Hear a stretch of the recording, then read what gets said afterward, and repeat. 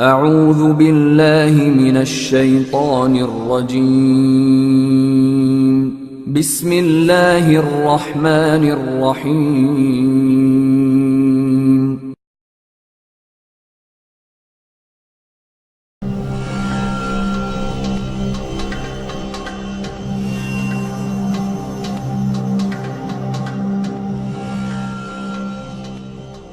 Cette histoire prend sa source dans le sud-est du Vietnam. Dans cette région subsiste la communauté Cham.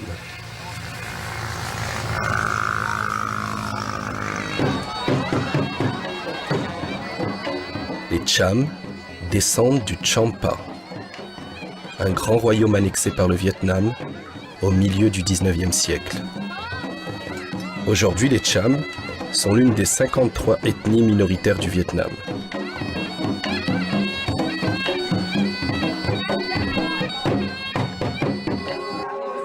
Dans cette région du Vietnam, la population Cham est en grande partie de religion brahmaniste, religion d'origine hindoue. Mais un tiers des villages Cham se disent musulmans. Ces quelques 30 000 musulmans pratiquent un islam insolite, débarrassé de ses contraintes rituelles. Ils se revendiquent néanmoins pleinement musulmans.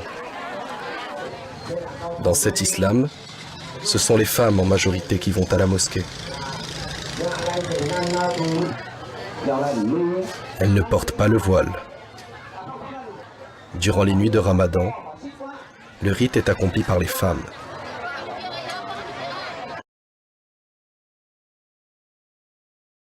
Au XVIIe siècle, le roi Poromé décide de mettre fin aux conflits religieux entre brahmanistes et musulmans.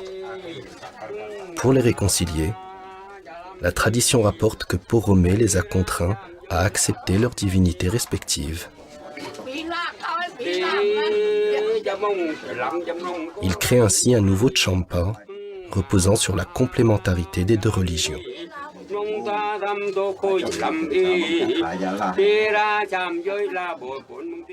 Qui a imposé cette règle étrange pour sceller la réconciliation entre les deux communautés. Brahmanistes et bannis ne peuvent vivre l'un sans l'autre. Les représentants des deux religions ont pour habitude de participer aux cérémonies de l'autre communauté. Les Cham bannis se rendent à la fête brahmaniste du Katé, en l'honneur du roi Po Klong Karai. Ces visites réciproques traduisent bien l'esprit de tolérance qui règne chez les Cham. C'est toutefois une nouvelle entorse au dogme islamique de l'unicité divine. Les Balamouns viennent porter des offrandes comme ça pour Allah dans la mosquée. Voilà. Mais inversement, les bannis, ils viennent aussi dans les temples, le Balamou, dans tout ça, le Balamou. Ils se complètent, ce sont des compliments.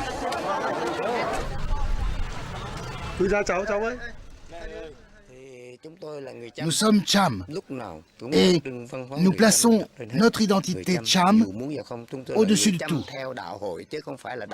Qu'on le veuille ou non, nous sommes et nous restons Cham. Nous sommes des Cham qui suivent l'islam, et non l'islam dans lequel on y mettrait la culture Cham. C'est pour ça que, entre nous et les brahmanistes, la seule différence réside dans le système de croyance. Nous restons Cham par le système matrilinéaire, nous restons Cham par les coutumes, par le chant, par la danse. Il faut préserver notre culture.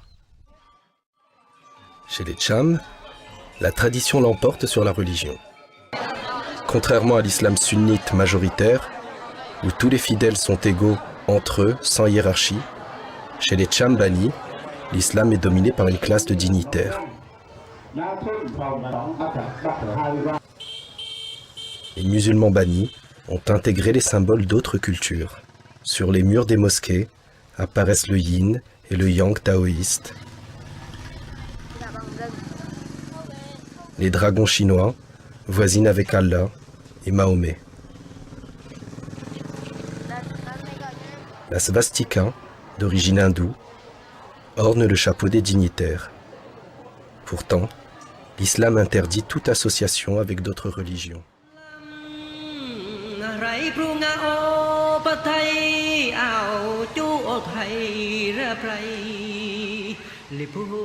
L'assimilation de ces symboles est liée à l'histoire du Champa, carrefour, depuis toujours, entre les civilisations indiennes, chinoises, cambodgiennes et vietnamiennes.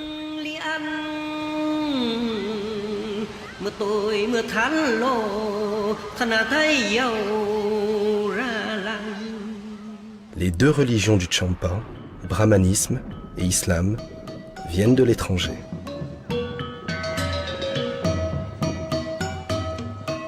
Alors que l'islam a commencé à se répandre au XVIe siècle, le brahmanisme, d'origine indienne, y est arrivé au VIIe siècle.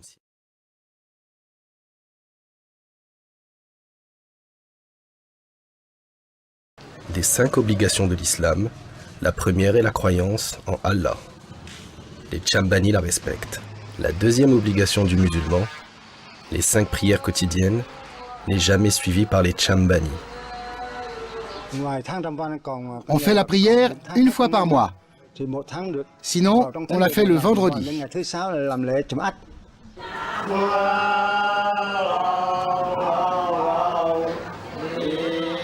L'appel à la prière des Cham n'a rien de commun avec celui du muezzin classique.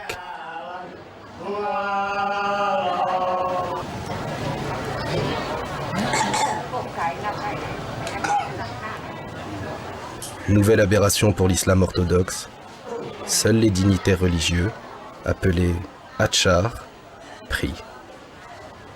Ils le font à la place des fidèles, et de manière peu orthodoxe.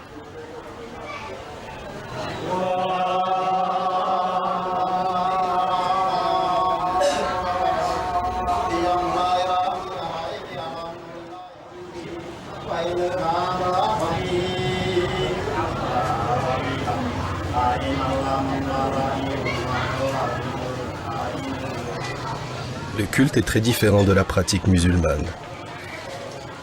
Les prosternations des femmes bannies, identiques au culte tibétain, n'ont rien d'islamique.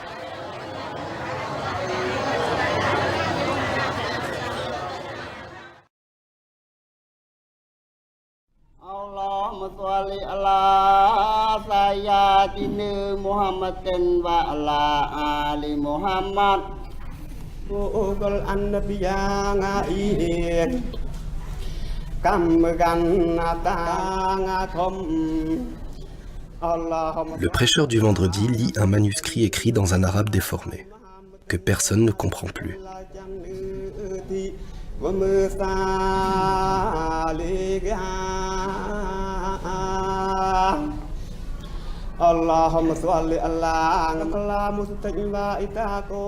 Ces rouleaux sacrés sont considérés par les Cham purs du Cambodge comme le dernier héritage du Champa.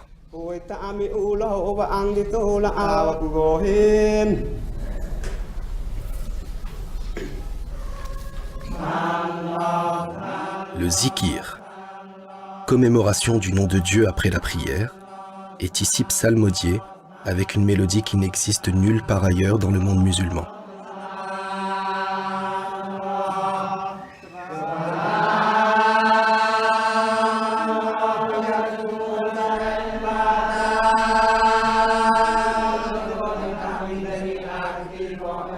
Pour les Cham purs, le zikir permet de s'élever spirituellement dans un but initiatique.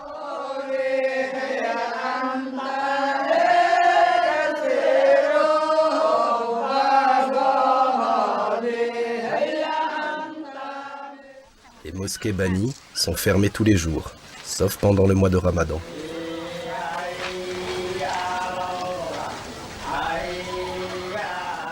Elles sont également ouvertes 1 à 2 vendredis par mois, en fonction du calendrier lunaire.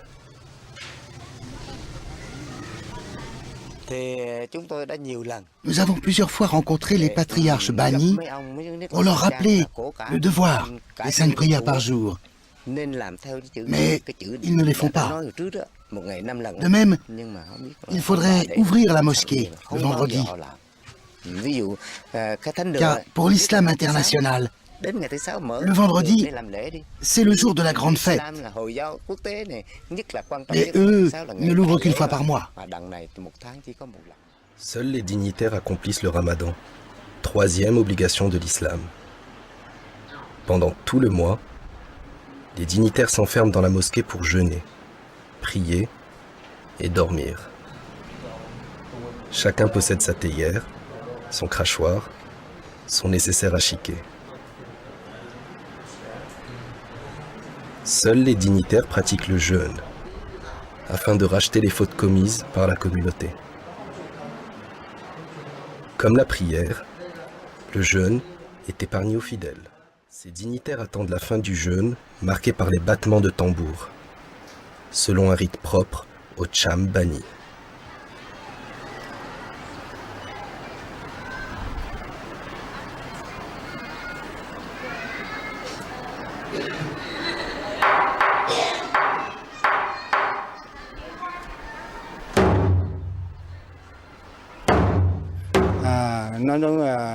Pendant le ramadan, il faut se restreindre le jour et manger la nuit. On ne mange que lorsque le soleil n'est pas encore apparu ou qu'il s'est déjà couché. Cependant, les dignitaires s'autorisent une cigarette avant la fin du jeûne. Autre entorse au dogme, les dignitaires rompent le jeûne alors que le soleil n'est pas encore couché. Pour faire illusion, ils vont fermer les volets et manger dans le noir. Les témoins sont interdits.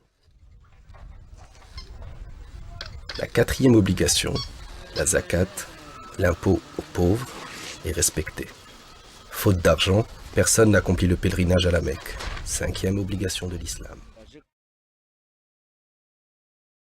Le jour de la fête des morts, les bannis vont au cimetière vénérer les ancêtres de leur lignée. Pourtant, les musulmans ne doivent se prosterner que devant Allah. L'islam interdit le culte des ancêtres. La circoncision telle qu'elle est pratiquée par les Cham surprendra certainement les musulmans orthodoxes. La circoncision, c'est une cérémonie durant laquelle on fait des incantations. On utilise un couteau ou un bambou effilé, mais on ne coupe pas. C'est juste symbolique. On fait semblant quoi. On fait comme ça, mais on fait semblant de couper quoi. Couper, mais pas couper comme chez les gens. On fait vraiment. Mais chez les bannis, on fait semblant de couper. Autre pratique mystique en marge de l'islam, les Cham purs vénèrent l'imam San, mort au XIXe siècle. Ils le considèrent comme le fondateur de leur communauté et l'ont élevé au rang de saint. Une fois par an, les Cham purs viennent se recueillir sur sa tombe. Les offrandes de billets sont censées apporter la baraka.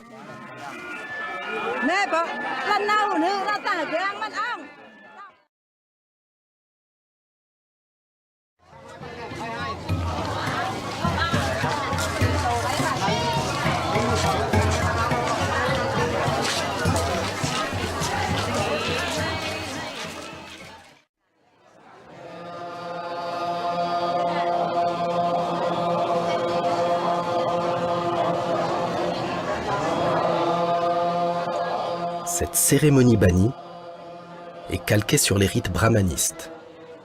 Elle est contraire à l'usage islamique, qui interdit les offrandes de nourriture à la mosquée.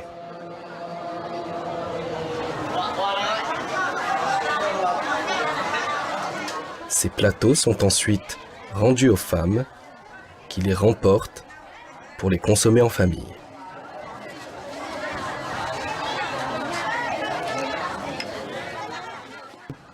Nous sommes beaucoup plus avancés que l'islam actuel.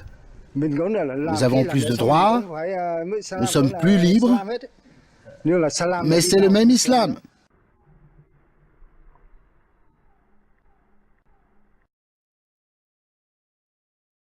الله أكبر الله